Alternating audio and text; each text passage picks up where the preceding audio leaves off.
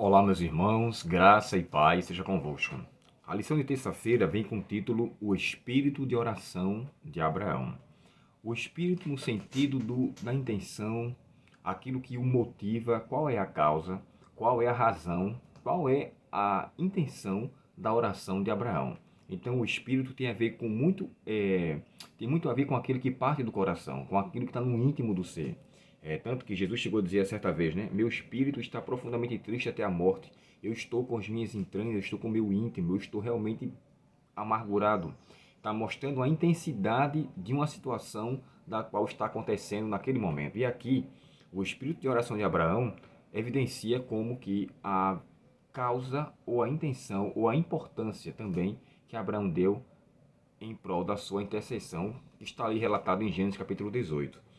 E o verso que vem em seguida é aquela conversa que a conversa que Abraão está com Deus e começa a fazer uma espécie de intercessão. Ou seja, ele começa a conversar pouco a pouco, subtraindo, né? 50, 45, 40. E o que me chama aqui a atenção? Abraão, como nós falamos ontem, a lição entra mais detalhadamente, ele teve um contato, né, com o rei, e aqui a lição chama, no caso, o rei de Sodoma é Bera, e ele fala com ele em relação a tudo que tinha acontecido, o livramento que ele tinha feito com o seu povo, e diante daquele livramento, esse rei viu, na verdade, quem era o próprio Deus de Abraão. E é em prol desse Deus que o Bera reconhece que, infelizmente, lá na frente, ele acaba não considerando o que vinha como juízo. E agora, Abraão começa a conversar com Deus e me chama a atenção a maneira como Abraão trata aquela situação. Senhor, eu sou pó e cinza. Pai, meu Deus, eu me atrevo a falar com você mais uma vez. Abraão estava consciente, como se fosse alguém que tivesse, digamos que, infligindo a paciência de Deus. E ele com receio de alguma punição, ele com receio de não ser visto como uma pessoa que não estava conformado com as respostas, ele estava então falando de maneira bastante pacífica, mas zelosa e cuidadosa. Essa oração, irmãos, demonstra uma relação íntima com Deus, coisa que Abraão tinha. E me chama a atenção que para você ter uma relação com Deus, temos que ser, na verdade, amigos de Deus. Amigos esse que nos concede ser justo. A Bíblia fala que Abraão creu no Senhor e isso lhe foi imputado como justiça. Então a justiça que ele tinha foi baseada num relacionamento que ele tinha com Deus. E me chama a atenção o que é que Tiago fala em relação a isso. Tiago capítulo 2 e o verso 23 diz assim, ó. Cumpriu-se assim a escritura que declara: Abraão creu em Deus, e isso lhe foi creditado como justiça, e ele foi chamado amigo de Deus. A expressão quando fala ele foi chamado no Antigo Testamento, foi chamado naquele período. E eu vejo aqui no livro de Isaías 41, olha que coisa também interessante, a fama que tinha Abraão na relação que ele desenvolveu com Deus. Isaías capítulo 41 e o verso 8, o texto diz assim: Quanto a você, meu servo Israel, Jacó, meu escolhido, descendente de meu amigo Abraão. Então, Abraão aqui era considerado, era conhecido, né, como amigo de Deus. E a gente, quando vai para o texto de João, João fala assim: Vós sereis meus amigos se fizerdes o que vos mando.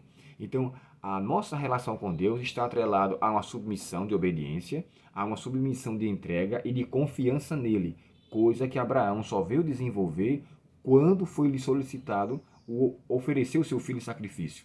Ela é uma dica de escrever, irmãos, que as provas anteriores que lhe foi concedido, como que primeiro a questão do filho, né, que ele deveria ter confiado em Deus para com que acreditasse que Sara geraria o seu próprio filho. Ele não creu e junto com Sara pecou no tocante a fazerem com que arrumasse um jeito, né, através de Agar e de vir um filho. Houve esse erro. Houve o outro pecado de Abraão, aqui especificamente, quando ele mente sobre a sua esposa. Então, esses momentos de prova que lhe foi permitido, infelizmente Abraão foi reprovado. E agora, Ellen White diz assim, o livro chamado Patriarcas e Profetas, e na página 85 da minha edição, talvez na sua seja a página 146, mas o título é A Prova de Fé.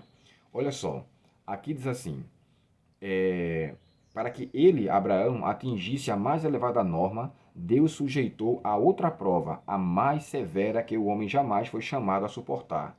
Em uma visão da noite, foi-lhe determinado que se dirigisse à terra de Moabe, e ali oferecesse, à terra de Moriá, e ali oferecesse seu filho em holocausto sobre um monte que eles havia de lhe mostrar. Anteriormente, fala aqui assim, ó, tanto Abraão como Sara não confiaram no poder de Deus, e foi este erro que determinou o casamento com Agar. Então, assim, houve esta falha, a falha também em relação à mentira, em relação à sua esposa, né? Quando ele vai até o Egito. E agora a severa prova foi para amadurecer e fazer com que Abraão de fato demonstrasse confiança em Deus e relacionamento com Deus. E aqui, diante dessa situação, Abraão intercede por Deus, fundamentado num relacionamento que ele tinha. E esse é um relacionamento que Deus quer que todos nós tenhamos.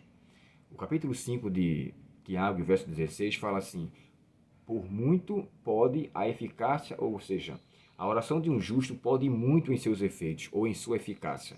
Então, um justo, Abraão fala que creu e foi imputado como justiça e foi chamado amigo de Deus. Então, uma coisa leva a outra. A justiça que ele teve por confiar em Deus tornou dele um amigo dele, amigo de Deus. E essa amizade fez com que ele tivesse a condição de interceder por alguém. Irmãos, a oração intercessória ela é de suma importância. Abençoa aquele com quem você está orando, por quem você está orando, e abençoa você mesmo como intercessor. O texto fala aqui que o próprio Cristo é o nosso intercessor diante do Pai, e ele pleiteia por nossa causa. Quando alguns chegam para mim e falam assim, irmão Abel, eu estou orando por você. Irmãos, para mim, isso é a coisa mais importante da minha vida. Eu tenho várias pessoas, né, que oram, como vocês também com certeza têm pessoas com quem oram por você.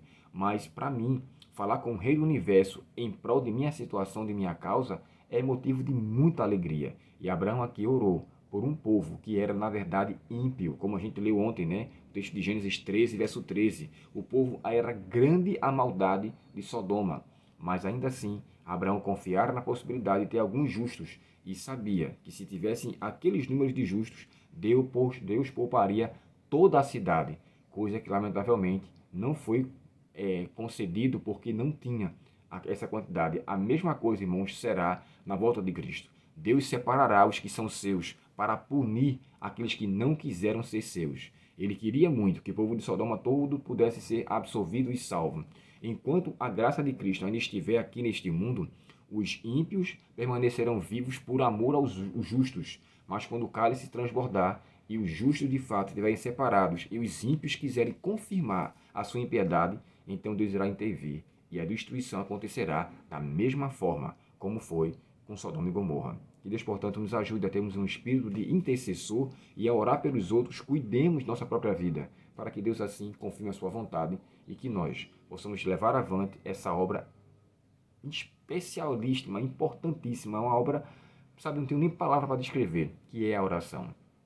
Eu aconselharia você ler aqui um livro chamado Caminho a Cristo, com o título O Privilégio de Falar com Deus. Faça bom uso da oração e que, com certeza, Deus possa se manifestar para você e para com aqueles que aos seus olhos parecem ser até desafortunados, mas a oração fará grande diferença na sua vida e na vida daquele com quem você está orando.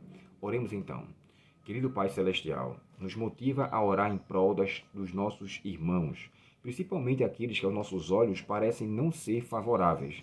Embora Abraão creu que existia ali algumas pessoas, a possibilidade de que existisse, e ele então começou a subtrair para ter consideração ou conhecer melhor sobre a tua justiça. E foi manifestado que pela oração dele, o Senhor se manifestou, de maneira que revelou para ele que não tinha justo suficiente para com que aquela cidade fosse poupada.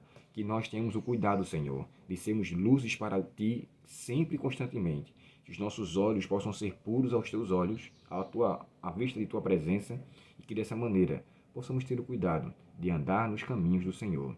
Te pedimos essas bênçãos, agradecidos, com perdão dos pecados, e em nome de Jesus. Amém. Deus muito te abençoe, um ótimo dia em sua presença, e até o próximo estudo. Até logo.